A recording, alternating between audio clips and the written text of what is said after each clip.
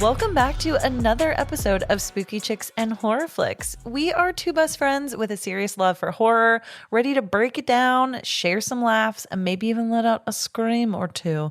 Or honestly, guys, I just might sing. I'm so sorry. I'm surprised you haven't already. I know. I may in just a moment. Just give me a sec. I already know what song you're going to sing. But I'm Emma, and joining me is my partner in all things creepy, Allison. I am Allison. Allie, what have you been up to, my little lady? I feel like we've both been up to a lot. Most notably, I will shout out, we just went to Midsummer Scream. Ugh. I don't even know where to start. It was, as always, so fantastic. 3 whole days of us just surrounded by all things and people horror related. I'm just going to ask you, what was some highlights for you? It's a mix, and we say this like every year that we've done it, but it's a mix of like seeing people that we have met and that we've stayed friends with over the years. So seeing them is always amazing. And then also just like making new friends. We really made a lot of new connections this year. I always also just have fun like dressing up with you and like planning our outfits for like the weekend. And then I think another one of my favorite things was that we also had a bunk mate, which was our really good friend, Katie from the Katie Afraidy podcast. So that was really fun as well. But I'm sorry, I just like totally took that over. What was your favorite part? I mean, literally all of what you just said. It's from sun up to sundown, all things horror, and absorbing everything we could. We took advantage of like everything we could, and we still didn't get to everything we wanted to. Which is so crazy. Yeah. I feel like Sunday, even though we did a lot of shopping, I'm like, I still feel like I didn't see everything. Like, we didn't. Next year, I'm getting to the fucking kitten room. Oh my God. Okay, you guys, if for those of you that don't know Midsummer Scream or have never been before, they partnered with like a cat rescue. They legitimately had what they called a black cat lounge where you could hang out with cats that were adoptable. And it was so fucking cool. We did not get a chance to make it, but that is amazing. Next year, for sure. Next year. And just a couple little fun things that I loved. There is Horror Vibes Coffee. They have a location in LA. They also have a location in Las Vegas. I went there. I could have been there all day except for the line was so long. I got like 2 or 3 drinks from there. So good. And you got to chat with David Dastmalchian in line. Yeah. So that was cool. He was in line. Getting to see him and interact with him and a couple other people was so cool. And eating at a chain restaurant every day. I sound like I'm joking, but I fucking loved it. Allie's absolute dream. There was Outback, Chili's, Islands, Hooters, like color me happy. We also got to indulge in our favorite tradition, which is after any type of convention, we like to stop at a Taco Bell on the way home, which we happily did. And it was fantastic. Because you got to live Moss, as my right wrist says. As Allie would say. Yes. On that note, let's get into it. What film are we reviewing today? Today, we're reviewing 1998's The Faculty. And it's kind of fun because we're in back to school season. Exactly why we chose this film. And it's just an amazing film. A great movie. Yeah. And if you're listening to this while driving your kids to school, I'm really sorry for basically everything I'm about to say. Yeah, this is your explicit warning if you didn't already see that on our podcast. Why is there an explicit warning, Emma? I don't fucking know. I mean, it's basically everything I fucking say. What were some of your thoughts when you first saw this film? Because we both grew up with this film. This has to be in maybe my top, I'm going to say between top 10 and top 15 horror movies. Okay. I remember loving it as a kid, probably because of, let's be honest, Josh Hartnett. Ugh. He was part of my sexual awakening. Okay, don't do that, Fava Bean. He can hang out with my Fava Bean. Oh, dear. I'm totally kidding. Take that out. Leave that in. Anyways, so this movie and Pearl Harbor specifically were part of my sexual awakening, and I'm thinking you were more of the Penny Dreadful of it all. Oh, girl. But I was about to say that. Yes. Hey, there's a little Josh Hartnett for everybody. But did I have all of the Tiger Beat posters of him hanging up in my room?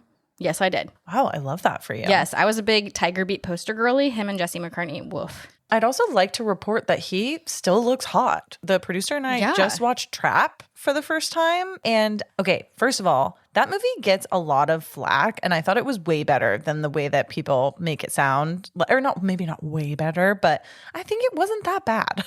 Well, we can get into Trap on a different, because I have so many comments. But In general, I love this movie. It's a fun and easy watch. You can go as deep or shallow, like water, get it, as you want. And it's like a perfect example of a late 90s, turn of the century teen horror film. And it's like iconic trailers, soundtrack, cast. I appreciate all the... it kind of seems like a basic film, but there's a lot of intention behind everything in it. And as you can tell, I actually really, really, really enjoyed this film. So I feel like this is going to be a heavy alley podcast. Yes. Sorry in advance. And I did a little bit of scarring on my little kid brain. So I have reoccurring nightmares about some of the elements, but it's not a good horror film if you're not scarred. God damn, isn't that the truth? Yeah. Isn't that the truth? But what are your thoughts? This film for me was part of like my formative years because I think I've mentioned on the podcast like several times, but my dad was a big sci-fi channel guy and this film was always on the sci-fi channel. So because it has that like kind of scientific sci-fi fantasy horror kind of thing like going on, maybe not fantasy. I don't know why I said that. I mean, my fantasy is Josh Hartnett. Sorry. Anyways, sorry, I'm just like really rolling with that joke. But I loved this film. I thought it was entertaining from beginning to end. It really had twists and turns. It plays on a lot of tropes and like a lot of, I mean, me as a kid watching it, I was in school seeing these cliques and cliches in real time. And then seeing it played out in this film was like really fun and interesting. Yeah. And I just thought of something. I am not a huge alien movie person. Yeah, totally. But I love movies that are at the root of it alien based, but you don't really realize that while you're watching it. Like this, yes. you know, it's so much more than an alien film. And at the end of the day, the movie It is an alien film, but you don't really realize that. That's so true. So I like the Alien series, like with Sigourney Weaver. Not so much my jam, but like this kind of film, The Faculty is. Have you ever seen Mimic? No. Let's table that. All right. For another time. But if you haven't seen The Faculty yet, this is your heavy-ass spoiler warning. We're going deep on this one. We're recapping everything. So if you haven't seen it, this is your time to stop. Or if you don't give a fuck if it's spoiled, or if you have seen it, come along on this angsty alien journey with us. Ooh, yes. Yes, bitch, I will. Okay. The Faculty is a horror tale set in a high school where the students suspect the teaching staff of being aliens who are intent on making the students their victims. I mean, that tells you everything right there. Yeah. Yeah, and it doesn't give anything away. You gotta love There's it. still a lot of depth to this. There is, and I will definitely be telling you. Yeah.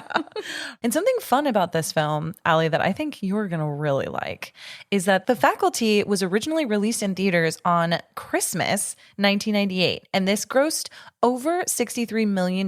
And although its debut did not meet expectations in theaters, it's developed like a cult following over the years. And I'm sure many of those people are the people like me that watched it on Sci-Fi Channel growing up. I know it has like an odd Christmas release date. This definitely would have been better for like back to school for sure. I mean, but it's also it's like a Christmas gift because of the movie itself, but also the Josh of itself. The Josh. It's no Polar Express. Hey. Okay, there it is. There it is. You just saying like the Josh just reminded me of like Charlie's Angels when Tom Green is like, it's the Chad. It's the Chad. And she's like, the Chad. And then he just drops into the water. Also a great film, Charlie's Angels, everyone. Yeah, we love Charlie's Angels because we love Sam Rockwell. Okay, anyways, moving on here. This film, The Faculty, not Charlie's Angels, this got a 6.6 out of 10 on IMDb. Not bad for a sci-fi flick. Let's stop calling it a sci-fi flick. I'm sorry, sci-fi horror? Yeah, let's do that. Because I feel like people are judgy as fuck. Anything that's like creature based, oh man, people go fucking one way or the other. So this feels pretty right to me. This is, I mean, I accept, but the Rotten Tomatoes, the tomato meter and popcorn meter are both 57, and I disagree, sir. I think that should be higher. I do fully. too. Especially the tomato meter. I know. I'm surprised. But I'm pretty sure the cult following it developed is not giving Rotten Tomato scores. That's true. That's true. Even though this film was kind of rated on the lower side, on the flip side, director Ryan Coogler said that The Faculty was one of his inspirations for his 2025 film Sinners, which I know you and I absolutely loved. And he has cited that he loved how it mashed up Invasion of the Body Snatchers and The Thing, but it was set in like a 1990s high school. And he said that he loved the confusing mishmash of movie and setting. And I loved that Ryan Coogler said this too, because there is a similarity between the faculty and Sinners, because they have that tie-in of the conformity of people, vampires conforming, just join us, or aliens trying to get students to conform, just join us kind of thing. Yeah. Oh, yeah. That's such a major theme in both films. Yeah. One of us. One of us. Another quick fun fact, too, about production is that 8 years before this film was released, David Wetcher and Bill Kimmel wrote the first draft for the script in 1990, but never found any buyers. And it wasn't until the success of Scream that influenced Miramax to buy this and rush it into production, bringing on screenwriter, our fan favorite, Mr. Kevin Williamson, to do the rewrites. Hey. And this film was directed by Robert Rodriguez. I love Robert Rodriguez. He's so good. Iconic. Absolutely. And we're going to get into the cast once we introduce everyone one by one, because the way that they bring everyone into the film is so fun. So we're going to save it for that. But it's iconic. It's an iconic 90s cast, and I love it so much. The producer hadn't actually seen this film. So when we were watching it and I was doing my notes and stuff, every new person that came on the screen, he was like, what? They're in this? Because this cast is star-studded for sure, but not in a cheesy, overly done way.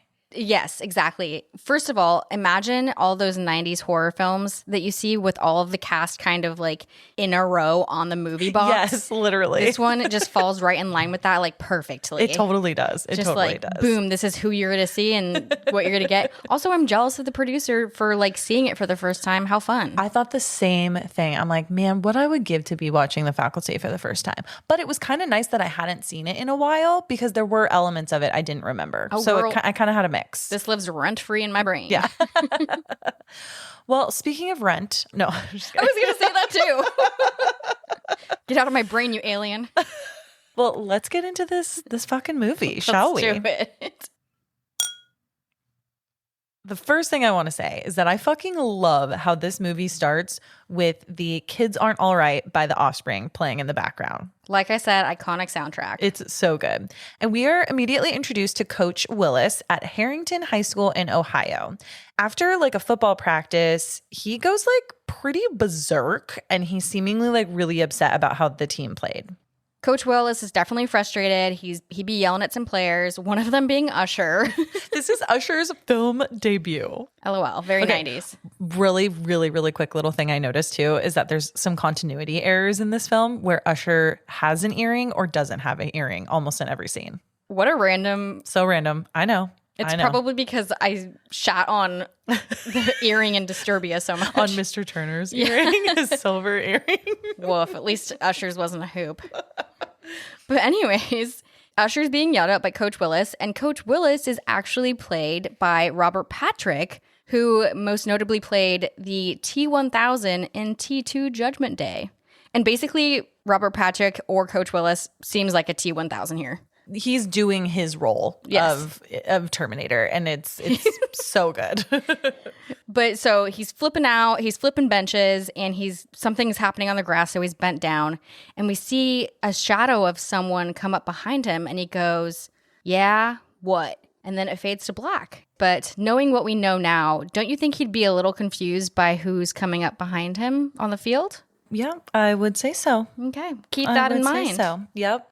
Something interesting about where this was filmed is that the school exterior and football field were filmed in Lockhart, Texas, and many of the extras were actually students at the school and even the football team who plays during the game. And the town at the time was so small that they didn't even have their own movie theater to go see it. So that's so sad. But the school's interior was shot at the Texas School for the Deaf, which today is over 125 years old and the oldest operating school in Texas. In the nicest way possible. This school looks kind of shitty, so maybe they didn't have to do much to make it appear like a underfunded school. Yeah. I don't know much about Ohio, but this be looking like Texas. Oh, absolutely. I don't know much about Ohio either, but I have been to Texas and I can agree with that. I can attest to the Texas of it. So later that night, we are in the faculty lounge where we meet Principal Drake, who's played by BB Newirth. Hello, Jumanji. I know. I totally was like, this actress. Wow. Yes. Iconic. Iconic. Like, I can just see her in Jumanji screaming at me. But right now, she's talking to the rest of the staff about the funding of the school and how they basically can't afford any new computers or sets for their upcoming plays. Basically, no money. And the rest of the staff is pretty upset, as they should be, because the football team gets whatever the fuck they want. Also, Coach Willis is not even here to be listening to this. Literally. So the football team gets their new uniforms, and she justifies it saying, where does everybody go on Friday nights? This is a football town. It brings everybody together. And just the resentful faculty just sitting there taking it. Side note, love how one of the teachers, Mr. Tate, is drinking his spiked coffee during this meeting. I know. He's got to do what you got to do, you know? But you can totally tell that all of these teachers are just tired, underpaid, and like resentful. When the meeting ends and the staff is leaving, the drama teacher, who's none other than Piper Laurie, Carrie's mother. Carrie White. Mrs. Olsen goes to ask Miss Drake about the sets for the theater again, and Drake is like, maybe they can use last year's set since they did Our Town, which I didn't know this, but you can read it up on it. It's a play that you don't need a set for. So it's basically like a fuck you, bitch, go away. Yeah, basically, we don't have a set, and you're not going to get one. And it's important to note here that Miss Olsen is, meek and kind of just taking the bullshit from Principal Drake, and she's like homely, and this is how we're presented with her at the top of the film. Yeah. Drake then realizes she forgot her keys and has to go back into the essentially pitch black school to go get them. And I'm like, bitch, turn on a fucking light. I know you're trying to save money, but it's 2 seconds. Turn on a light. And jump scare, because Coach Willis comes up right behind her in the dark, and he keeps asking her for a pencil, and it's kind of random. But Principal Drake is thinking that he's drunk, and she's like, okay, like, you just need to like get out of here, go get some sleep. She does end up giving him a pencil and stabs her in the fucking hand and says, I've always wanted to do that. I'm sorry, but what? That seems very specific. Also, why would you say that? Yeah. And kind of a cool shot because it's a very Rodriguez quick cut effect. When the pencil goes through the fake hand, it cuts back to where the hand is real, but the pencil is fake. Oh. Yeah. Also, did you see this pencil stabbing coming? Because I feel like whenever a horror movie has a pencil, some kind of stabbing is happening. Absolutely. Yes. And this may be why I'm afraid of pencils.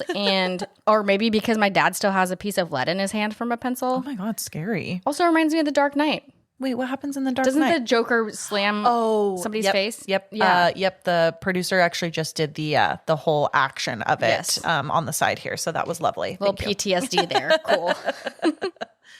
So obviously she's like, what the fuck? And she yeets Willis in the face with her keys and starts to run away, but she fucking drops them on the way out. Great. She's now locked in the school with Willis, who's somewhere. We don't know where yet. She grabs her keys and some scissors, I guess. Yeah. So then Drake manages to get out and lock Willis in the school, but Mrs. Olsen is like still out there too, and her face goes really stoic as they're reunited together. And Mrs. Olsen just straight up stabs Drake with the scissors multiple times and then also says, I've always wanted to do that. And it's kind of foreshadowing how both Willis and Olsen say, I've always wanted to do that, knowing that conformity might be a key here and having like an alien allow the hosts to do what they want to do. I've always wanted to do that. Yeah, it's like the first clue to like there being some sort of hive mind almost. And we're obviously going to find out why that is. Cut to our classic 90s title scene. And I love the type of movie where we just jump in and we're introduced to this like occurrence of chaos and whatnot, and then get the title of the movie, The Faculty. It's just like Scream. Yeah. We just jump right in, you get Scream, and then we're introduced to our essential main characters after this chaos.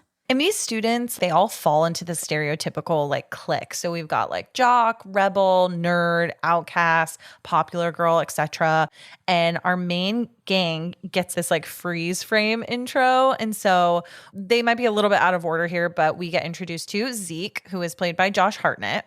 Something cool about Josh is this is his second film following Halloween H2O, which I actually love that movie.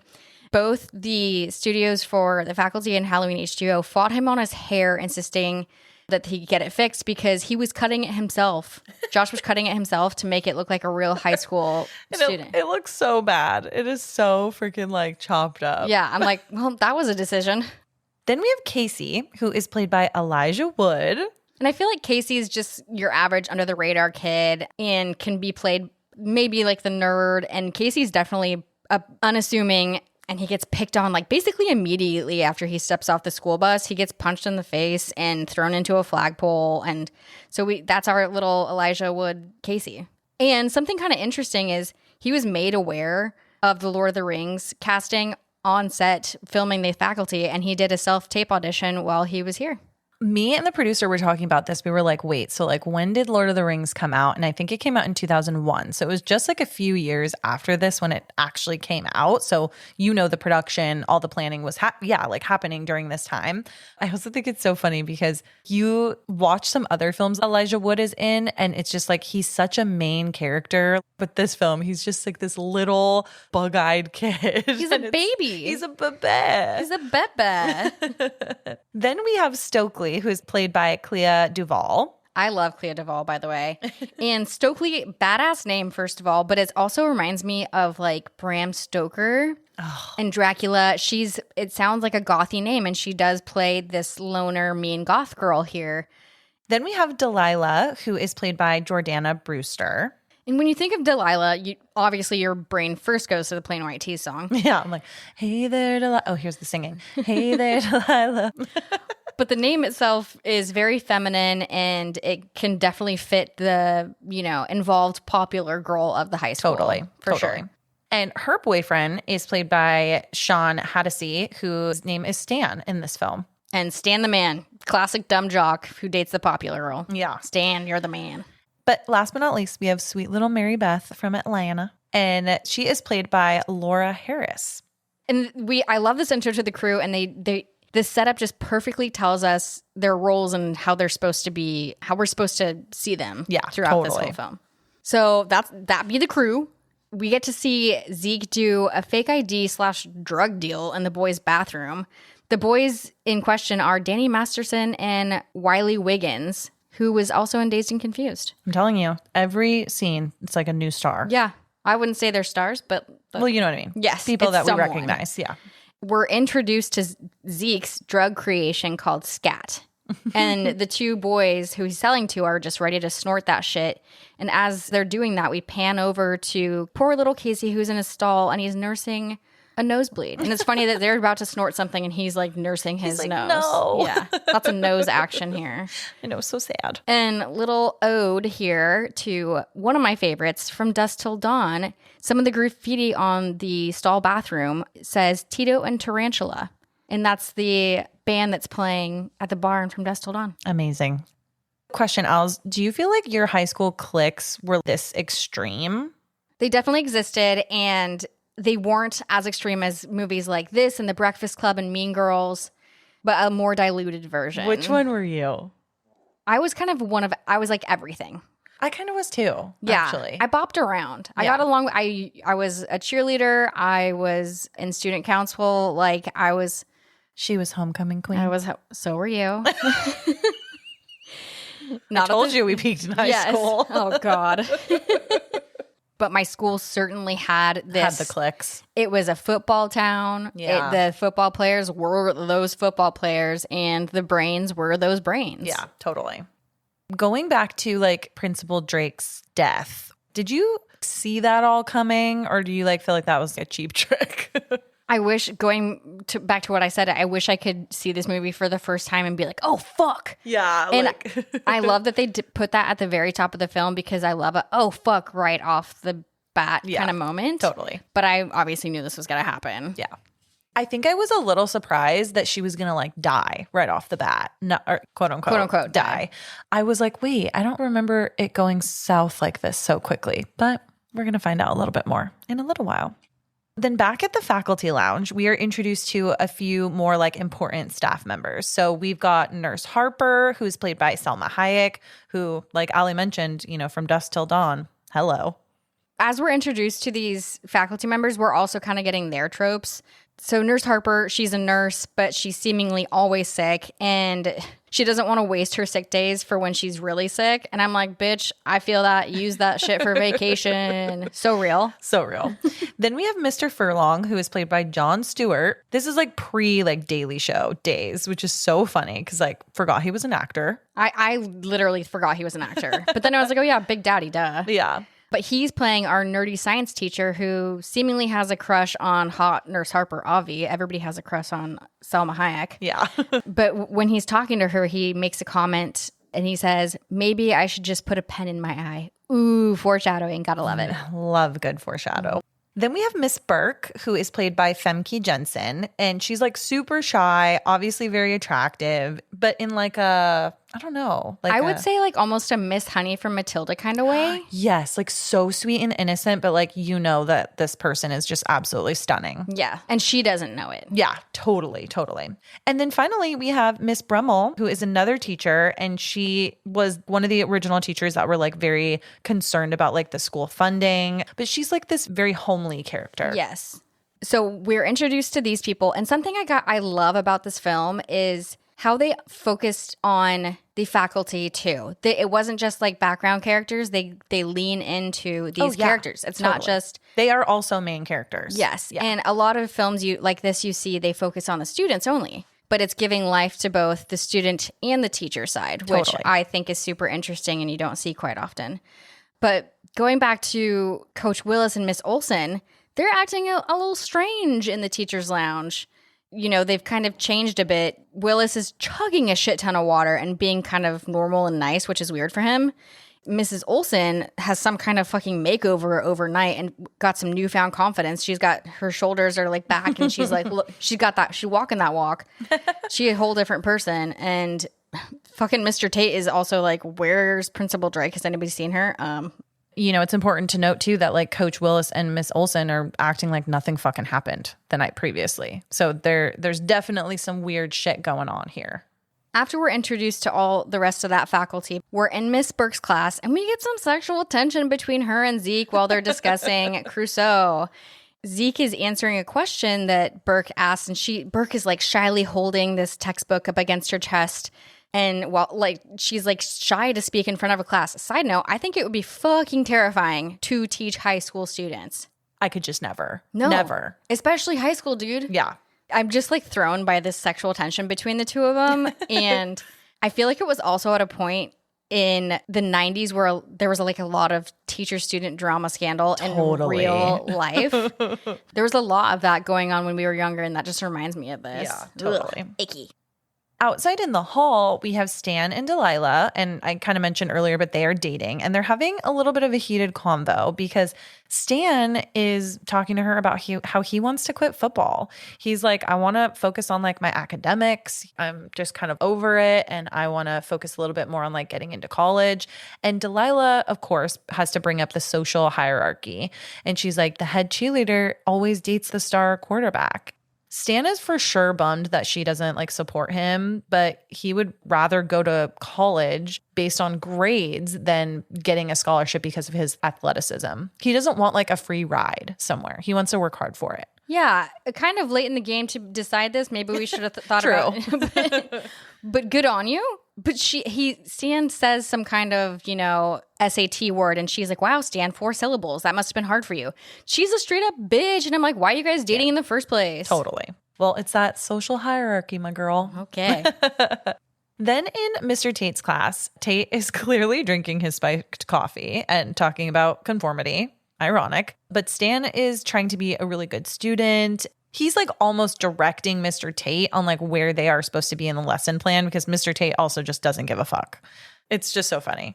It's kind of cute to see that he cares. Yeah, he wants to learn. I wonder how abrupt this paradigm shift was, but you still got a couple months, bro. Yeah. It's only the fall. While Stan is doing that, we see Stokely kind of side-eyeing Mary Beth. Maybe because she's new, maybe because, I don't know, she's blonde. Not sure.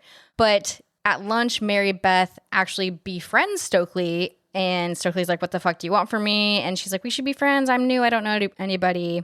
And Stokely is reading some sci-fi novel, and Mary Beth is like, well, I understand. I'm feeling a little bit alien too today. Oh my God. I did not clock that. Holy fuck. The more you watch this, the more you clock, and I'm going to bring up a bunch of that shit. I'm about to like watch it again after Yeah. we chat about it right now. Then, of course, Delilah, she interrupts. She's like, she kind of comes out of fucking nowhere and she just interrupts their conversation. And she's essentially telling Mary Beth, you know, be careful hanging out with Stokely because she's a violent lesbian. I'm like, Well, what does that even mean? First of all, I'm pretty sure you're not allowed to say that kind of shit. Yeah. Second of all, Mary Beth sweetly says, oh, you know, interesting. I'm not aware of any lesbianism in my lineage. And that's kind of interesting that she brings up lineage. Because we get some of that later on too. Yep. All these clues, man. All these clues.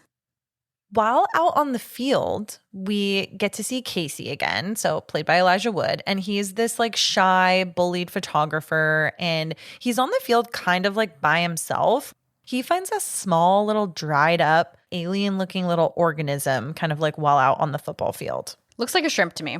It totally is giving shrimp. It's giving crustacean. It's giving crustacean very much so, and why the fuck would you pick that up? But also something to note is where he picks it up, and we'll get into that later. Also, did people really eat lunch like at the football field in schools? I know we did not. I mean, I think quads are like a big thing at most schools. Like, well, so for you guys all listening, Allie and I both went to high school in what I call outdoor schools. What you call yes. We've talked about this many times. The scientific term outdoor schools. We talked about this with our friend who lives in Texas because we were perplexed by indoor schools because our weather is not that intense. So a lot of our schools, it's like a motel where there's no like indoor, all the doors are outside and there's big open quads where people hang out and like all of that stuff. But I can assume maybe in other places, maybe they hang out wherever they possibly can to just like get out and get some fresh air. Yeah, I'm not sure that's what Casey's aiming for here. But needless to say, he's out there and he picks up a shrimp. And something to note here that the grass on the football field is so green, and it is indicative of that they really do spending a lot of money on their football team. Yeah, they be spending. They're watering that grass, honey, and meanwhile the teachers in the faculty lounge are sweating their balls off because Mrs. Drake refuses to let them run the air. Damn, she really is a cheap bitch. She frugal. She will not turn the light on, freaking get herself back in the freaking school, and she will not turn the air on. Could never be me. Could not be me. My makeup will be running down my face.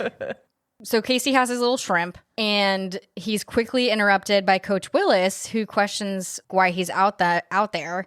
He says to Casey, hey, I noticed you don't play any sports. And Casey says, I don't think a person should run unless they're being chased. And you know, in Coach Willis's mind, he's like, well, I'll give you a reason to run. Yeah. Then Coach Willis leaves him alone. Casey goes off to have his own business, and he immediately takes his little shrimp specimen to Mr. Furlong, who we mentioned is like the science teacher. So now we're in science class. And Mary Beth and Stokely are also there, and Mary Beth wants to be Stokely's lab partner. And she's like, I've never met a real lesbian. I'm pretty sure we can't say like that either. And Stokely explains that she's not a lesbian. She just uses that as a defense mechanism to like not have interactions that she's encountering right now. Totally. With Mary Beth. Totally. This whole scene is giving me Edward and Bella lab partner energy. Oh, I used to fucking love Twilight. Those were the days. Those were the days. Mr. Furlong states that he thinks this little shrimp thing is a sea-dwelling organism. Obviously, it looks like a shrimp. Yeah. And he and the students find that kind of sketch since they're in Ohio. But riddle me this. Isn't Ohio bordering Lake Erie? Don't know. I'm terrible at geography. Got it. Cool. I guess it might be a freshwater lake. I'm sure it is, if so. All the students start to gather around because they're looking at this through like a microscope to see what the creature is. And they all seem super interested, which is out of the norm. Maybe I just wasn't a science gal, but I would have been like, oh yeah, it looks like a shrimp. Let's move on. But they're all gathering around and they know a odd amount about science. What I'm going to say is that Ohio's like pretty landlocked. They're literally on Lake Erie. Okay. This is now a geography podcast. But my thought is just either way, they're probably not used to any sort of creature like this coming up. So it's exciting. I think it's exciting. I would probably also be like, oh, and I'm not the biggest like science gal. Oh, and you know what? They don't have a movie theater in this town, so that's what else are they gonna do? There you go. Exactly. They're excited about science. Good for Mr. Furlong. Yeah. And Mr. Furlong is like, yo, Casey, my guy, you might have discovered a new species. And all I'm going to say is we've looked at this for 5 seconds. Let's not get ahead of ourselves. And Furlong wants to send our shrimp to the university. I think he says to university. Yes. But he doesn't say, obviously, with like a British accent or like an accent. Literally, the producer and I were like, why is he saying it like he's in like 1880 Britain? I'm confused. It's like in Scream when they say, do you have your cellular? Oh, yeah. That's so weird. The university. Anywho, they want to get further testing on it. And Furlong also sees this up as an opportunity to potentially get funding. He straight up goes like, cha-ching. Yep. But then water gets spilled on this little creature and it kind of springs to life, wriggling, and it's kind of creepy. And Mr. Furlong immediately puts the creature in like a tank of water and it starts like coming more to life and it's like sprouting these like long tentacles. I fucking hate these tentacles. They actually haunt my nightmares. Yeah, no, they make me itchy. And ew, ugh. Now I'm itchy. Sorry. But also the vibes are evolution. Have you seen that movie? Oh my God. Is that David Duchovny? Yes. And then Orlando Jones as well. I fucking love that guy. Yeah, stacked cast as well. But so good. How the species or specimens are evolving is like so rapid. Oh yeah. And so abrupt. It's like evolution. Great movie. More itchy tentacles. Question though. So this water is beneficial to this so-called alien species. And from what we know in movies like Signs and A Quiet Place, water's harmful for aliens. So I'm curious as to like who decides what is good or bad for aliens? Dude, I think that unfortunately we're just getting bombarded by so many different kinds of aliens. Well, you know what I decided? Tell me. Aliens can't handle cheese. So I'm safe. Are they lactose intolerant? They're lactose intolerant. Oh, fuck. So am I, though. Are you an alien? I just deal with it. I think you're an alien. Allie the alien. Anyways, Mr. Furlong sticks his hand into the tank and he's wearing a glove, but like the creature duplicates itself while in the water and then one of them bites his finger, which would freak me the fuck out. Get me out of there. Also, he's a fucking scientist. Shouldn't he know better than to put his hand in this water? Like, why do that? Grab something. Grab something else if you want to like touch it and move it around. And then, oh my God, Casey's like, it has teeth. Why does it have teeth? Same question. I have the same question. Great question. Would you, I know you're going to say no, but think about it for a second. Would you pick up a weird, slimy alien thing that you found on a football field, or would you leave it the hell alone? My instinct would probably be to run away. And like, cause like, ew, or step on it and kill it, which is, I probably wouldn't do because that would also freak me out. Or in this instance, in this movie, I would probably just turn into an alien, knowing my luck. Yeah, that's true. I would never leave, if I had picked it up and brought it to a teacher, I would never leave it alone. No, totally. Especially if it's fucking duplicating and has teeth. I think what I would do is I would just take a picture of it. You gotta ram that shit? That's it. No, just like, so I have it. Okay. Like I'd leave it. I would not touch it, but I think I'd still like take a photo and be like, whoa, look at this cool little shrimp I found today. It deserves to go on your stories. And then I'd probably go to Popeyes or something because like now I'm hungry for shrimp. It makes me not want to eat shrimp. And I love me some like shrimp. The producer's like, Popeyes? I'm sorry, I was just trying to think of summer fast food. Long John Silver's? I would never eat shrimp from a fucking fast food truck. You savage. Anyways, we can move on from me being disgusting. Producer's unhappy. The producer hates it right now. I have another question for you, though. Do you feel like, because obviously we know some of the teachers, Miss Olson, Coach Willis, potentially Principal Drake, they've been snatched, so to speak. Do we feel like this is symbolism also about just like authority figures? Great question. I absolutely think that it is about power and authority. So I think here I go on a little tangent. The teachers are good targets because they have the power and authority over these students. And I was actually listening to a podcast about this film as well. And a shout out to The Horrors, a podcast, two gals. It's a great podcast. They're both in this, they work at schools. Oh. I'm not sure in what capacity, but they get really into this film because they have the knowledge. And there's something called the banking model of education, and it's coined by Paulo Freire. And it describes the traditional teaching approach where the teacher acts as the sole depositor of knowledge and students are passive recipients who memorize and reproduce this information. Oh, shit. So they're the ideal hosts to distribute, not the knowledge, but they're super spreaders of of these aliens. Okay, now we're getting really fucking deep. But think about it. No, totally. My goodness. So yes, I think they're the ideal candidate to spread the seed. Wow. Of alienism. Oh my God. Yes. I love that. But think about it like that. The teachers have all of this power they are the ones this is their role. Yeah, they are in a position of power. Absolutely. And they are putting this into our brain. They're not necessarily making us conform, but in a way they're making us conform to this way of thinking, whatever they're teaching us. And in like a school environment, for the most part, you probably feel as a student that you trust the education that you're getting. Mm-hmm. And so you inherently trust the decisions the teachers make, all these things, because you're thinking, oh, they're looking out for my best interests. Yeah. So it's also very manipulative. It can be. Yeah. So with great power comes great responsibility. Oh, shit. Okay. I feel like we have to move on. No, but all I'm going to say is here that rather than knowledge, they're spitting knowledge into your brain. They'd be spitting aliens into your ears. Ooh, scary. Ooh, that makes me itchy too. Stop saying itchy.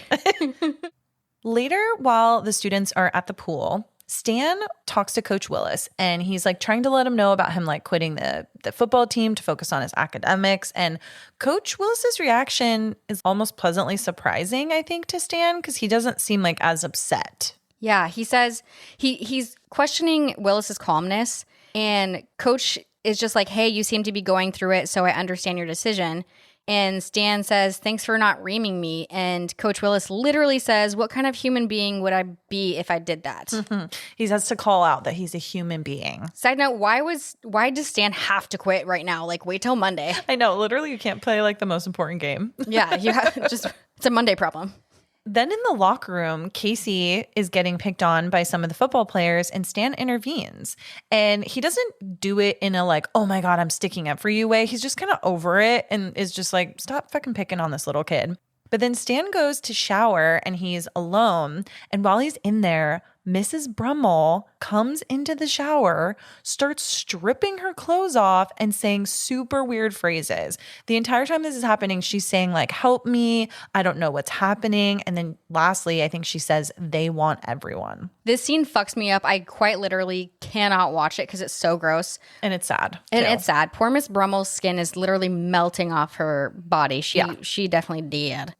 Something to note here too is the water. Yes. It's steaming hot. And I'm like, okay, well maybe these specimens, these aliens can't handle the heat hot water? of the water. Yeah. Don't know. Stan is like freaking out because Miss Brummel's truly falling apart within his hands, and Casey's still around, so he's telling Casey to go help. In the office later, after this has all like happened, Miss Olsen plays off the incident as like a side effect of Mrs. Brummel's cancer diagnosis. And she asks the boys not to say anything in order to not like embarrass Mrs. Brummel.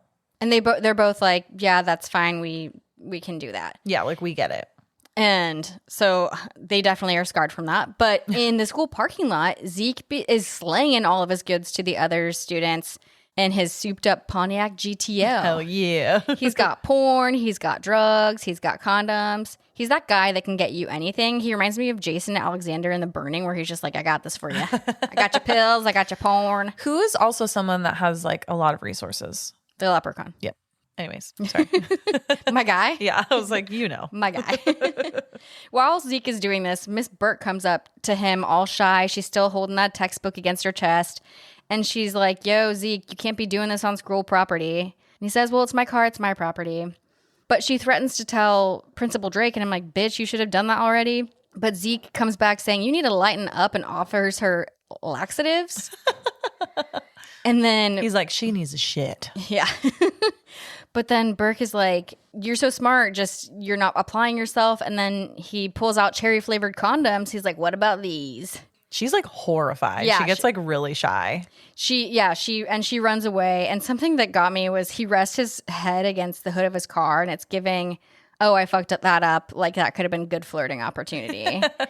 And please tell me you noticed that Burke and Zeke basically have the same bangs. It's very Gail Weathers in Scream 3. choppy and Why very was that the thing then? I don't know if it was the thing. They just had it. Well, we've got 3 for 3 here. Yeah. So it might have been. Then we're back with Casey, and he is like walking off with Delilah, and they're chatting because Delilah is actually like she runs like the school paper, and Casey photographs for it. And so they're talking about like trying to find like a good story for the school paper. Casey pitches the new species that they've potentially discovered, and Delilah's like, nah, nerd, we can do better than that. Yeah. So they sneak into the faculty lounge trying to find literally like anything that they can for a story. And they find Mr. Tate's flask, but Delilah says, now we exposed his alcoholism last year and no one cared. And okay, this is problematic. Shouldn't he have been fired? Probably, but maybe they don't even pay the teachers enough that people would want to work at the school that don't already work there, which is sad. Sad. I know. And during all this interaction in the faculty lounge, Casey says to Delilah, you can be pretty cool when you aren't being such a first-class grade A bitch. Good for Casey. I know, but it's almost kind of like a flirty moment. And I think 100%. she even says, like, she's like, are you flirting with me? But then this moment gets like very abruptly interrupted because they have to hide in a closet when Coach Willis and Miss Olsen come into the lounge. And of course, they head straight to the water cooler because there could not be enough water in this fucking film. I love how Olsen straight up just throws water on her face. I know, that literally made the producer and I like laugh out loud. I was like, this is so ridiculous. It's ridiculous, but it kind of sounds nice right now because it's super hot in here. That's true. And they're chatting about Mrs. Brummel and how her transition didn't necessarily take, and they need to be careful of the heat. Yeah. As they spy from inside the closet, they're like hearing Miss Olsen and Coach Willis like talk about how almost all of the faculty have been commuted and the students will be soon.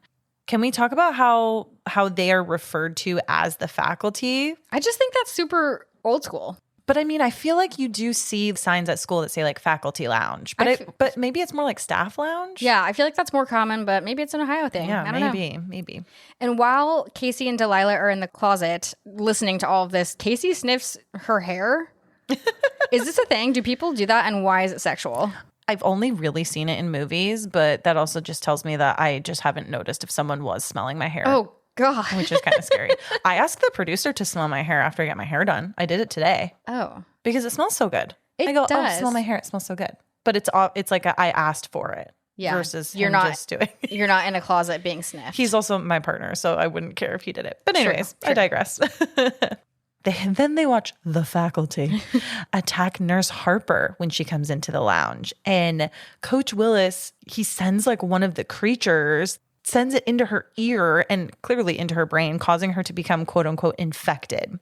And Casey and Delilah are witnessing all of this from the closet, where they also happen to find Miss Brummel's dead body. So she did not survive that whole shower situation. They managed to barely escape, but run into Principal Drake, like literally nothing ever happened to her, and Mr. Tate as they're trying to leave. So we have Mrs. Drake back. So she's there. She also kind of has a new step in her strut. What is the phrase? Pep in her step. Pep in her step. There it is. Her boobs are a little perkier. Her makeup's really good. Her skirt's a little shorter. Everything's sharp. That's a good way to put it. And she's like, oh, kids, what's going on? And she seems like shocked, but also happy at the same time, kind of weird. Meanwhile, they obviously don't believe her, or they're pretending not to believe her. And Delilah straight up runs away and leaves Casey behind. And I think that might have been a good opportunity where Delilah is alone, not protected. That's very true. And we're going to see in a little bit. But back with Casey, he goes home, obviously, at some point, and he alerts his parents and the police. And they come back to campus. And of course, the faculty has covered everything up in the lounge. The police officers can't find anything. Casey's parents are like, okay, what are you freaking out about, Casey? Like, none of this is making sense. But of course, Principal Drake gets one of the officers alone in her office, and she infects him. And as Casey and his family are leaving, Willis says, hey, that was some fast running you did on the hall there, Casey. We could use your speed on the field. There's plenty of chasing there. So he got his reason to. He did.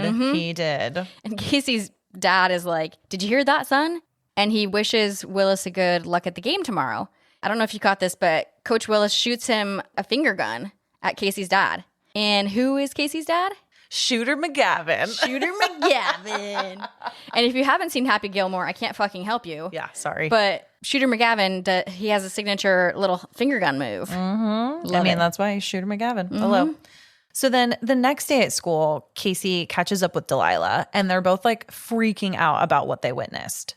I mean, if you notice, Delilah is clearly not dressed as she usually does. She's dressed down, her clothing is looser, and she's wearing glasses. Yeah, it seems very weird. She plays it off saying that, she like doesn't want to be obvious because the faculty obviously knows that like they witnessed something, but it's just weird. It's also funny, like they know what your face looks like. Yeah, it's like I would be able to find that was you. You think this is incognito, bitch? Try harder. Then back in the faculty lounge, all of the teachers are now drinking excessive amounts of water and acting super strange. It's very like Stepford-like. Yes, they be slanging that water like no one's business, and they're probably meeting their daily water goals. They absolutely are.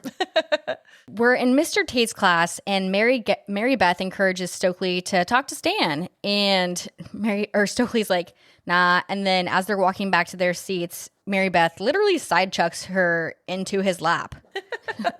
That's one way to do it. Gotta love that. And they have a sweet moment when she asks if Stan is ready for the big game, and he reveals that he's quit and he wants to focus on his grades, and he's frustrated because all of his classes, and he gets these bad grades, but the teachers change them because he's a star athlete, and he's bummed. He's like, I worked hard for those D's. I'm like, yeah, you did. You worked hard for that D. Yep. And Stokely also reveals that she watches Stan on the field, which he wouldn't have suspected that. So you'd be watching me? Mm-hmm. But then, unfortunately, their little cute moment is then interrupted when Mr. Tate assigns the entire class to do a living family tree project. And I wonder why they're doing that. Yeah, going back to, lineage. And we think about, okay, they're clearly plotting on how we can target and get this spread further. And sweet little Stan is like, will this be on the test? Yeah. And Tate says, in a very ominous tone, this is the test. Spooky. And so definitely inferred that we're taking this project off campus and into the family homes. Yep. Then we get a nice kind of change of characters interacting where Zeke is now like showing off his homemade drug pens filled with scat, which I don't know if we mentioned, but this is basically like powdered caffeine and stimulants. And he's showing it off to Mary Beth, and he offers some to her, but obviously she declines. She ain't that kind of girl. Well, she also says she's allergic to aspirin, so scat would probably kill her. Yeah. Before they actually just now are formally introducing themselves, and Zeke is like, oh, I know who you are. And Mary Beth says, well, you just know everything. And I love how Mary Beth says her full ass name every time she introduces herself. She's like, I'm Mary Louise Hutchinson from Atlanta, Georgia. So cute. While this little meet cute is happening, Stan and Stokely are walking down the hall and notice a long line of students waiting for some kind of ear exam. I don't remember doing that in high school. Yeah. But as they're in line, they look like normal teens, but after the exam, they look like robots or aliens. And it reminds me of the horned up teens who go to Spooky Island in Scooby-Doo 2 Monsters Unleashed. Abso-fucking-lutely. You know what I mean? Yep. The faculty walked so that Scooby-Doo Spooky Island could run. Yeah, that's a fucking great film. I think we should watch it soon. So that interaction happened. They're like, what the fuck's up with this ear exam and these kids? And then Delilah actually swoops in on Stan. Sorry, Stokely. And Stan is like, oh, I didn't know you wore glasses. And she says, it's contacts, bitch. Interesting. Why wouldn't you know that your girlfriend wears contacts, first of all? And second of all, one could say Delilah's new appearance is odd behavior for herself. She says she's being incognito. Or is it that her contact solution might dry out her eyes? I thought it was just like, oh, I'm an alien and can't really see well, so I need my contacts, or my glasses. Well, I'm not like saline that's solution. True. That totally makes sense. Yeah. Meanwhile, Mary Beth and Zeke, they're like hitting it off. They're spending break together and they're like talking about their family dynamics. And as they're walking, Zeke is noticing like a lot of the students are acting super weird. So during this break, the drug kids from earlier come up to Zeke and they're insisting on buying all of the scat that he has. And they're very persistent. They're like, we need more. We need more. Is there more in your car, in your locker? We need all of it. Very suspicious. I didn't understand that at first. because we're going to find out that the scat is very drying. And that's kind of the reason why like these aliens don't want anything to do with it. But now it makes sense. It's like, oh, they were like buying it all up because they want to make sure no one has access to it. Right. Yeah, exactly. I didn't get that. That took me a second. Got it. Again, this lives rent free in my brain. Yeah. While during all of this interaction, Zeke's obviously still making drug deals and whatnot. Miss Burke actually comes out, who we were introduced to as timid and shy, and she's now dressed like a fucking vixen and hurling insults to Zeke, basically calling him names and saying, bad student, parents hate you.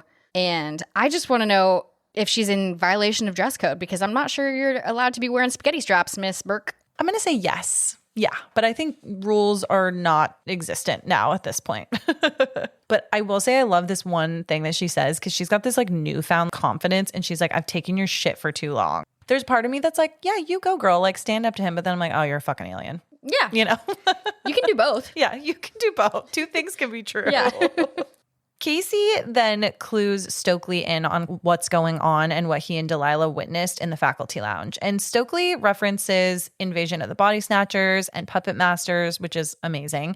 And Casey questions whether it might be happening to them like in real time. She only half believes him. She's kind of just like going along with it for like the novelty of the conversation. Yeah, she thinks he's being a little crazy, but also it's kind of a cool idea. She explains that in Body Snatchers, the aliens came from pods, but they say, okay, well, there's no pods here. And in Puppet Masters, they were parasites. And then we see them kind of light bulb in the brain. Totally. Then most of the group finally comes together. So we've got Casey, Stokely, Delilah, and Stan, and they meet in Mr. Furlong's classroom alone without anyone else there to discuss what they think might be happening and just like kind of comparing like their different experiences. And the specimen is gone from the classroom, and they say, oh, well, maybe it's already sent off to the university. To university. Meanwhile, Zeke and Mary Beth sneak into the storeroom. Zeke is trying to get a little bit more equipment for making scat from there, which is so crazy. It's giving Breaking Bad a little bit. Yeah, for sure. Mary Beth coyly says, oh, you borrow your equipment from here? And Zeke says, I like to think of it as stealing. And I love that for him. Very honest. Yeah. And while in this storage room, things escalate and they start to kiss. Didn't they fucking just meet? Yep. But they hear some of the other kids in Furlong's class chatting about suspecting that their teachers might be aliens. So they're getting like curious, and then they like go in there to try to see what's going on. And they join this absurd conversation, and Zeke is like, Casey, bro, you're the only alien here. But one of them brings up a good point, like, why the fuck would you pick Ohio if you're going to do an alien invasion? And Casey says, duh, you would never suspect Ohio. And during this whole conversation, Furlong ends up coming in, and Zeke then says, yo, Mr. Furlong, we're all talking about how we think you're aliens, basically. And he's like, what? No way. But then, of course, fucking attacks them with full alien aggression. And Zeke chops his fingers off with a paper cutter blade, which I love this scene because he really springs into action. And I love a man who's solution oriented. He's like, okay, what can I use in here as a weapon? He fully just fucking yeets the blade off of the paper cutter and is like, I'm going to use this to chop his fucking fingers off. I hate this for so many reasons. I hate this. Because it exposes the tentacles. Well, I hate those paper cutters. Why are they allowed in classrooms? And I hate the tentacles. The fingers, the little decapitated fingers have little tentacles, and his little finger nubs have tentacles. And we could do without that. Thank you. But then here is where there's a big turning point, I think, of how they can defeat these aliens. And Zeke, he ends up stabbing Mr. Furlong in the eye with one of his scat pens. This causes him to go down, obviously. And like, also remember how at the top of the film, Furlong says, maybe I should just put a pen in my eye. Oh my God, literally. Love a throwback. Yeah, that's a full circle moment, you know. He immediately dries up because of the scat. Yeah, so basically they're ready to chop Mr. Furlong's like head off with the paper cutter, but then realize they see him disintegrating because of the scat. Yes, yeah, and it's like bingo. Yeah. Scat is their weapon. How convenient that Zeke just so happens to make a drug that can kill aliens. Hey, he didn't ask for this life. It chose him. It chose him. For sure, for sure. And Casey actually takes one of the parasites and he's going to like use it as proof and as like a sample, which is kind of smart, I think. I think it's smart and potentially dumb. If the fate of humanity depended on a drug dealer's homemade meth pens, I feel like we'd like all be doomed though, right? Unless it were Josh Hartnett. Okay, you're right. End of conversation. I just love this horror attack of like Jon Stewart. I just think this whole scene is so brilliant. Would you say like this is really great teacher versus student moment? It escalates very quickly, and I love from here on out, we're just kind of jumping into some, violence. We're choosing violence. And then last question, are we buying this whole like caffeine kills aliens? Let's not question it. I don't know, bro. I'm questioning everything now because, like I said, water kills aliens in some movies. And that's very true. That's very true. So like opposite, and caffeine is very drying. Maybe each planet is different. That's true. Yeah. And I mean, it's like we're made up of like, what is it? Like 76% water or something? Like maybe they're like 90% water.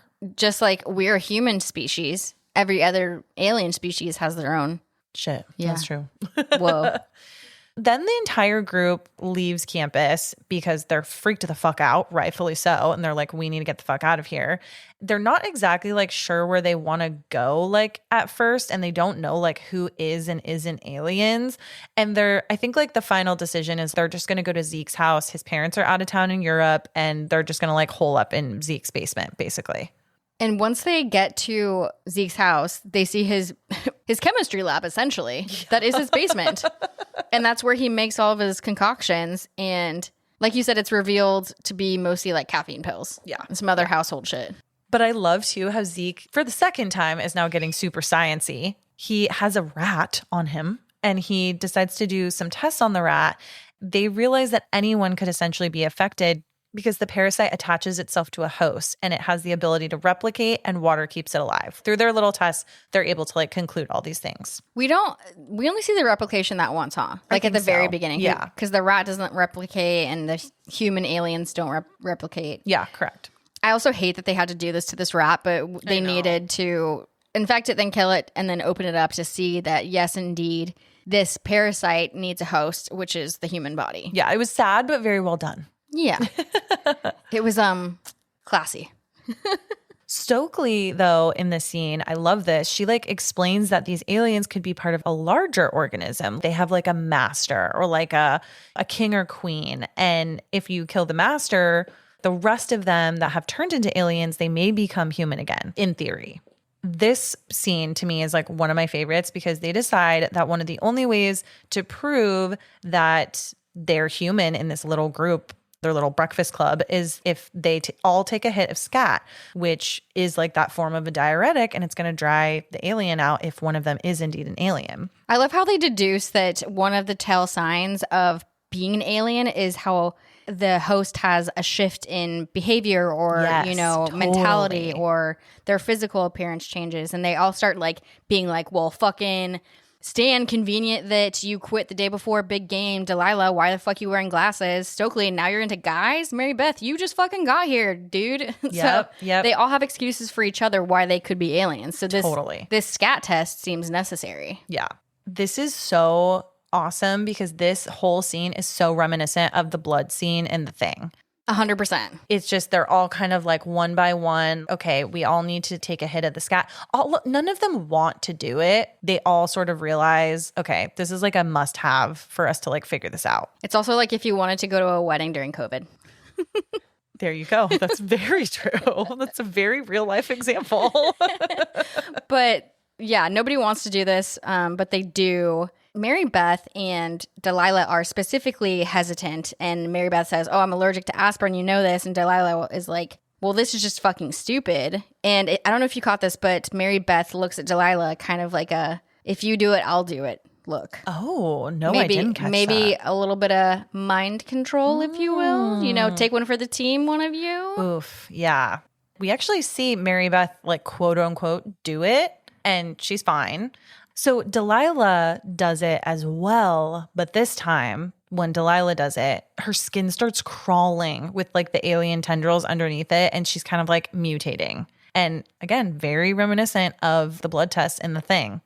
She goes berserk and starts breaking all of the lab equipment. She like narrowly avoids a gunshot from Stokely. By the way, that was Zeke's gun.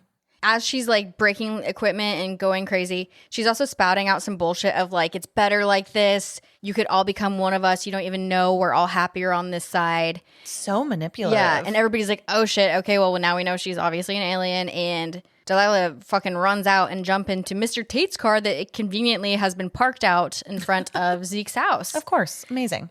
I have a theory here. I think that whoever the queen is mind controlled Tate to just be outside the house because it's been decided that Delilah is going to take one for the team and distract from finding out who the master is. Oh, totally. This seems very like a hive of bees. And I think that's why we keep referring to like the queen bee, but it's like the leader, the master, like whoever it is, because someone has the ultimate control over everybody. So it's like very scary. I also want to know how Delilah didn't immediately die from the scat like some of the other aliens. I was wondering that same thing too. Hopefully that's not just a plot hole and there's like a real reason for it, but I don't know what that reason is. I'll noodle on that one. So Delilah being like revealed as like infected, did you suspect her at all or was this a surprise to you? So I think there are two trains of thought. You're either Camp Delilah or Camp Mary Beth, because I feel as though they've presented the most like suspicious activity. I remember, I mean, like I said, I've watched this a million times, but I remember it caught me off guard again a little bit that Delilah is an alien. But again, all the signs are there that Mary Beth is too. So I was like, yeah. So you weren't really necessarily surprised. I wasn't necessarily surprised, no. Well, but were you? No, I was not at all. I totally thought something was like weird and up with Delilah. I couldn't put like my finger on it. My question here is, you know, what we've seen is your personality changes. Yeah. But Delilah's always been a bitch. Mm-hmm. So like, she didn't change. She didn't change. That's except true. for her fucking glasses. Yeah. So that was why I was confused. I remember years ago being like, okay, well, she's still a bitch. Yeah, you're like, it didn't really like make sense with the normal trope. Maybe her only thing to change is to wear glasses. Yeah, literally. So fucking Delilah's an alien, and the rest of the kids are like, okay, we can still fix this. We can take the aliens down. They're like, okay, well, where do we think we can find this master or queen or king to get them? And Stan's like, it's Friday night. There's only one place everyone's going to be. You got to love a football town. And we get this epic scene of a raging football game happening. The whole town is there. Willis is happy because the team is literally demolishing the opposing school. With their alien strength. Like, pretty sure this would be a red flag on the field. I don't know if that's soccer or football, but whatever. While I think they're the Hornets or something, some kind of bee-like mascot. While they're taking down the other team, they're also infecting the other school's players on the field. So they're just killing. It's a 2-for-1. It's a win-win, baby. Yeah, truly. And during this epic scene, we get a rendition of Another Brick in the Wall by Pink Floyd in the background. It's very on brand as far as the teacher-student mentality and messaging. Yeah. Obviously, this is all happening, but our gang is like, we got to go after Principal Drake. We're pretty sure she is the leader of the pack. And if we take her down, we'll get everybody back to normal. Yeah. And they take like a little bit of an inventory too, I think, of like how much scat that they have left because it's like very quickly dwindling down. Yeah, they ain't got much. Yeah. One thing I do want to bring up though, speaking of like this whole football game and like just this like epic scene here, is that to film this scene, there was an ad that went out in the newspaper in the town of Lockhart, Texas, asking for extras for this football game. And they required everyone to stay from 6 p.m. to 6 a.m. So obviously quite a long time. But as an incentive, they not only fed them, but they gave away prizes that varied heavily. And I'm talking prizes varied from a TV, a color TV, by the way, a VCR, a microwave, some other electronics, a paid Disney vacation, a Sea-Doo, a trailer, and a 1998 Ford F-150 truck. Fucking sign me up.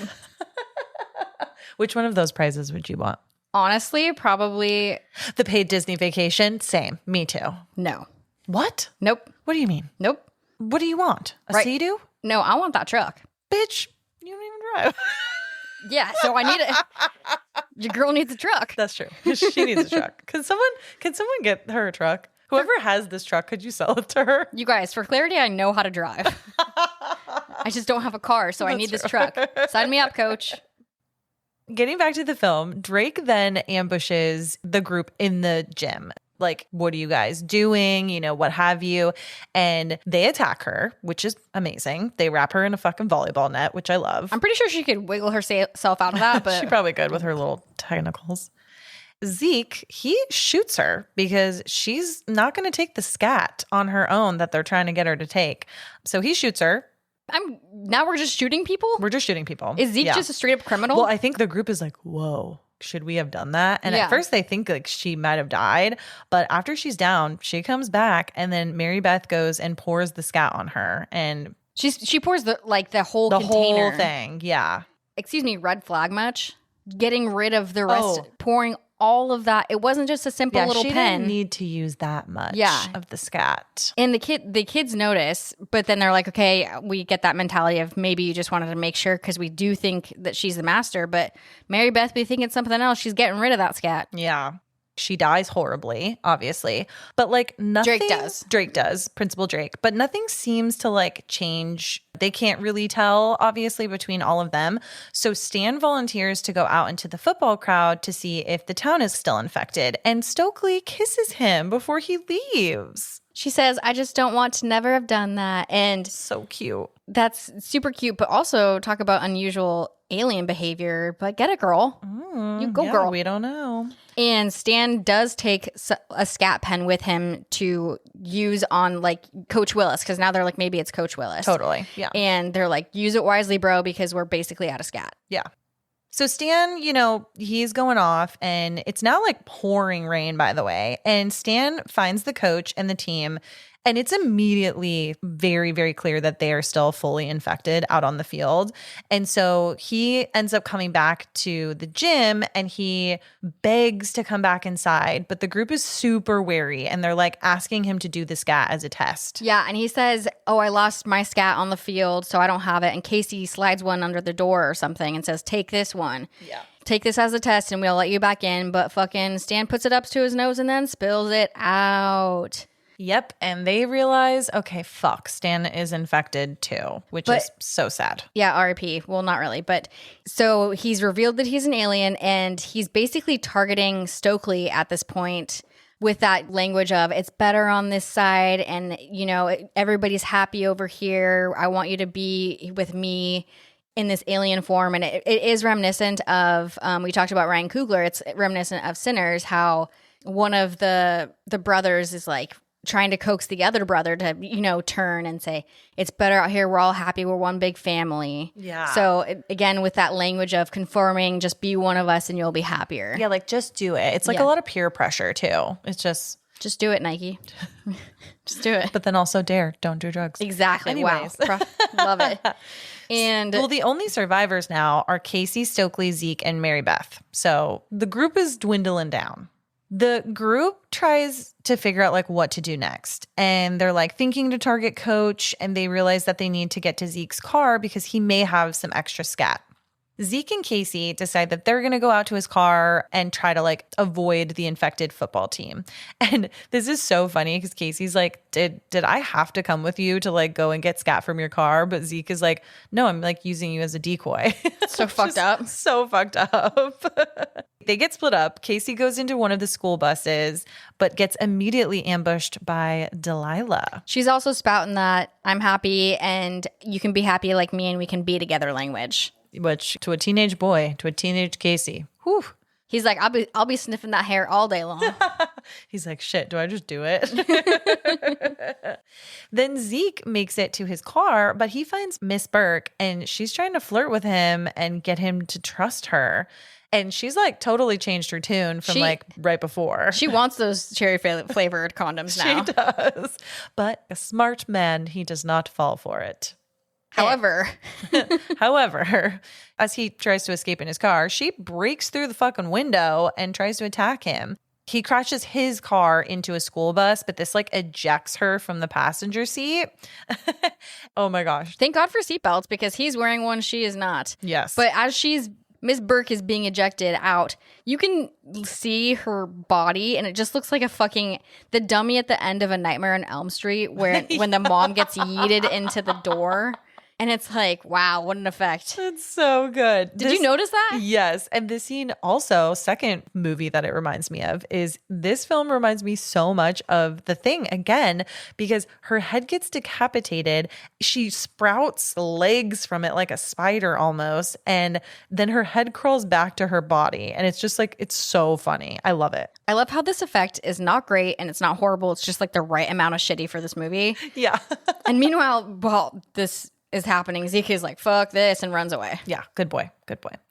Back with Mary Beth and Stokely, they are alone in the gym and they're like talking about their situation. And Mary Beth starts asking her who she thinks the queen bee is, because obviously killing Principal Drake did not do anything. And kind of interesting, I'm fairly certain that Mary Beth is the one who initiated the phrase the queen bee. Mm-hmm. Yep. Mm-hmm. And Mary Beth actually asks Stokely, well, how does the body snatchers turn out? And Stokely's like, oh, well, they win and we lose. Mary Beth comes back and says, but do we lose? Maybe it's better this way. Everybody else who's turned seems happier now. And then in a shocking twist, Mary Beth drops her sweet little Southern Belle act. She punches fucking Stokely and then transforms into the alien queen. And she becomes this massive tentacled beast. Looks like something from Stranger Things. Absolutely. And at this same time, Casey's like coming back into the gym just in time. And he and Stokely are able to narrowly escape. I'm going to call her Monster Mary Beth. Well, they're, yes, narrowly and kind of not escape, because now they're at the pool and Monster Mary Beth fucking like trips Stokely basically on the pool deck that is obviously slippery. It's all tile, like hard tile. Yeah. What do they say? Don't run. Don't run. Just don't run. What do they say? Oh yeah, don't run. Wow. But yeah, she grabs Stokely's leg and she just fucking face plants into that white tile, and boom, like blood everywhere. And this was like the most brutal thing. This scene fucked me up like almost the most out of anything in this movie. So Stokely's now being dragged into the pool where Mary Beth is still this massive ass monster, and it's scary because yes, she's large and an alien, but she's also in the pool where she thrives. Totally. And Casey, sweet Casey, he really steps up as like the hero here, and he like rescues Stokely from the water. Thank God. Then we're moving into the locker room, and it's kind of interesting that this massive showdown is about to happen in a high school locker room, because I feel like that's arguably one of the most vulnerable places in a high school. Oh, totally. Ugh, it makes me like cringe thinking about it. And we start to see Monster Mary Beth's shadow come into frame in the locker room, but then it's not her monster body, it's her sweet little rockin' bod. Yeah, she's naked. She be naked. So we finally have a naked person in this Miramax film. Finally. It's like she's come down now back to her little sweet Southern facade. Zeke also joins them in this locker room showdown. Naked Mary Beth and Stokely are blaming each other as being the queen bee or alien. And Zeke is like, yo, that's nice, but hey, Mary Beth, why the fuck are you naked? Thank God, a smart man. Yeah, thinking with his brain. Thank goodness. Mary Beth is like, oh, yeah, I'm still getting used to this body, you know? She kind of gives a speech about how this could be, obviously now we know she's the fucking alien. Yeah. And she is the queen bee. She is the queen bee. And she says, don't you want to feel loved and to feel happy? You don't have to be scared or feel hurt. And saying that everybody could be like that. And I mean, fuck, that might work on me. It's also like a manipulation tactic that happens in a lot of cults. I'm actually reading Bethany Joy Lenz's book right now, the gal who played Haley in One Tree Hill. And she was like in a cult while she was shooting One Tree Hill. And she talks a lot about how, especially when you're feeling hopeless, and like teenagers, for instance, they're going through a lot of hormones, like heartbreak, you know, they just don't know. They might feel like, hey, shit, you know what? I do want to be part of a greater something. As I was thinking about that, saying, hey, that might work on me, but how much of that is truth and how much is bullshit? Oh, it's always bullshit. Yeah. You conform and then you're like, fuck, I'm fucked. Yeah. So, I mean, she's spitting that, and we know a lot of our cast is now an alien. So, yeah, she's just trying to get the rest of them. Yeah. Unfortunately, in this scene, though, we do find out that Stokely is unfortunately, in fact, infected now. But just in time, Casey is able to like lock her in one of those like locker room like storage areas. And he kind of keeps her safe, so to speak, because if they can just kill this queen bee, kill Mary Beth, they're pretty confident that they can get Stokely, Stan, Delilah, everybody is going to like return to normal. So I did think that that was like kind of smart. He's like, I'm just going to put you away over here. After a little more of a scuffle, like in the locker room, Casey then is able to like lure monster Mary Beth under the retractable bleachers out in like the main part of the gym. He's able to trap her and stab her with scat pens. But not before she like spouts pods into his face. Oh, totally. Yes, I forgot about that. Yeah, You're right. so she's now begun to infect him, but then miraculously he has scat on him to stab into her. Yeah, thankfully. Also, he does release a very Hobbit-like scream. Not sure if you noticed that. Practicing for that role, huh? I was going to say, that's probably what got him the role. Yeah. I love this part too, because he goes, guaranteed to jack you up, as he like literally is getting infected with the parasite, but also simultaneously stabbing her with the scat pens.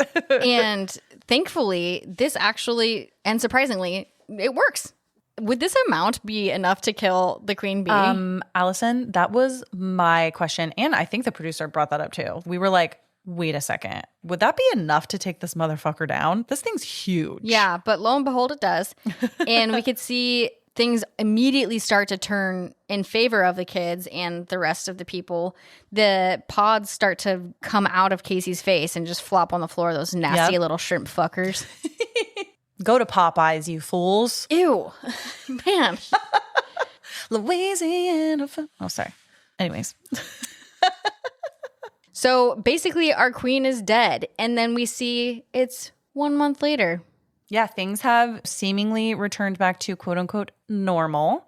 Things are normal, but things have changed. Like Stan is definitely still no longer a jock, and he is studying, his academics. Stokely also kind of drops the goth armor a little bit, and she's now with Stan. So like, good for them. A little bit. She's fully in purple. That's true. You're right. Purple can be gothy. Sure. Not the way she's wearing it. Zeke, of all people, has now joined the football team and he's smoking on the field, first of all. I love it. Coach Willis is like, bro, you can't smoke on the field. And who's waiting for him in the stands, waving and smiling? It's fucking Miss Burke. Hey. No. I'm just kidding. So inappropriate. I don't care if he's a fifth-year senior. No, so inappropriate. Also, are they? I feel like the football was in playoffs. Is it still in season? Yeah, it's a month later. My God. Yeah.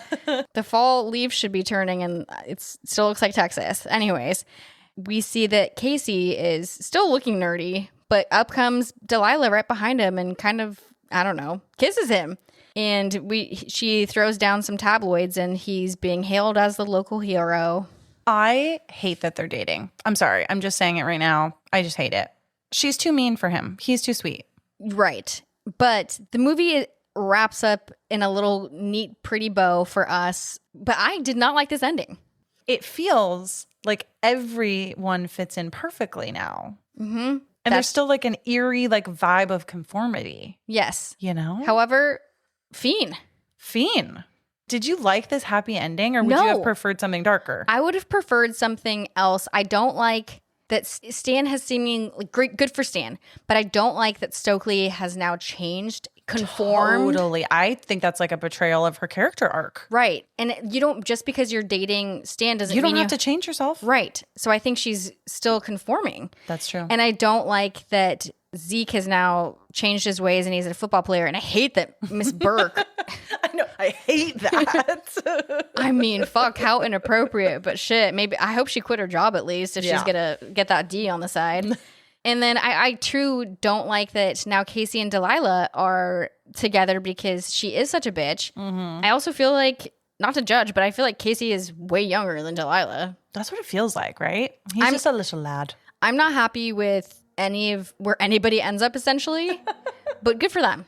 Okay, final question. Is the faculty about alien invasion, or is it about high school conformity? I think it's both. Crushing individuality. I think it goes back to what I said is a lot of things, actually. It's about high school conformity. It's just a symbol for that. It's a pivotal time in your life where it's easy to be manipulated and conform to what you think society would like. And I think teachers in a school setting is a good conduit for that. Because they're the bank of, what is it called? Power? Yeah. It's called, you guys look it up, I the swear. banking model of education. The banking model of education. Go look it up because I think it's a perfect explanation for this alien invasion, essentially. What were like your final thoughts? My final thoughts, I think this is one of my favorite perfect 90s horror films until the end. I think this movie is almost perfect until the end. I still love it. I have no shade. I'll still watch it. And I love how it goes as shallow or as deep. You can watch it and be like, bitchin' movie, bro. Or you can get into the banking power of education. I also love how, again, it put a lot more light than usual onto the faculty. Rather than just the students. Because if you think about it, teachers are kind of meant to just be brains, not bodies. Yep. But this, they come like COVID is a great example. I heard this on the horrors explain this great at the end of their podcast as well, just shedding light on how teachers are just brains. But when COVID hit, you got to see inside of their virtual. So you're seeing inside of their houses, you're seeing their kids, and you're hearing their pets and like all that stuff. But I think it's humanizing. I know we're turning them into aliens, but it's humanizing the faculty. Totally. Showing that they have lives too outside of these halls. Yeah, that's very true. They're not just this one thing. Yeah. They're multifaceted. And it's interesting too, because I know you have friends that are teachers. I have friends that are teachers. My mom works at a school. Yeah. And it's like when you see your students out in the wild, it's like, yes, I am a human. Yeah, I actually do things. I am buying this bottle of wine at the grocery store and I'm saying hi to your mom. Yeah. I just think this, again, almost a perfect movie. I'll keep watching it over and over and over. Anyways, that's my long-winded. Yes, I liked it. How'd you like it? What are your final thoughts? I just absolutely love that this film is like a love letter to sci-fi and horror classics with those influences of Invasion of the Body Snatchers, The Thing, Stepford Wives, even a little bit of Breakfast Club, this like late 90s teen movie spin. I also kind of like that this film's very like meta and like self-aware. Similar to Scream, this film can wink at its influences and still kind of have those moments that sort of make you a little uneasy and like deliver the thrills, so to speak. It shows like high school, kind of similarly to what you were just saying of like people sometimes just see teachers as a teacher and like don't imagine that they do have lives outside of that. But high school or school in itself is also like a microorganism, right? And so this film's really like highlighting that and that like idea of conformity, authority, fitting in. It can consume you. It just works so perfectly in this school setting. Let's say we're putting a microscope up to school setting. We freaking are. Yep. I also obviously love all the themes of conformity, authority, mistrust, identity, individuality, all of that like fun stuff. And I love like Rodriguez's flair for like fast-paced, stylized action with like a mix of playful horror and comedy. And then kind of teen drama too, like as well. Oh, for sure. Which is so good. I also fucking love the soundtrack. So yes. There's also that. Can I just also say that I would love to see a film in which all this happens, but everyone gets turned into an alien and just like... Love that. I want to see what happens. I would love that. I literally was just thinking in my head, that would be so fun. And this film too is just, it's like so campy, but smart. And similar to what you said, it's like you can enjoy it from a very surface level perspective and just be like, oh, this is entertaining. Or you can really get fucking deep with it. And like not a lot of films can do both. And be kind of funny. Claps for that. Snaps. You go, Glen Coco. So everyone, that is The Faculty. You can find us on TikTok, Instagram, and now Letterboxd at Spooky Chicks and Horror Flicks. And if you'd like some bonus content and some just kind of fun, cool stuff with us, you can join our Spooky Chicks social club on Patreon. You can always support us by leaving a review wherever it is that you listen. But to be honest, the best way that you can support this podcast is just by telling a friend who loves horror. Allison, would you like to close us out for the evening? Fuck yeah, I do. Don't do drugs unless it's to help save the human race. Remember to hit your daily water goals. And stay spooky fuckers.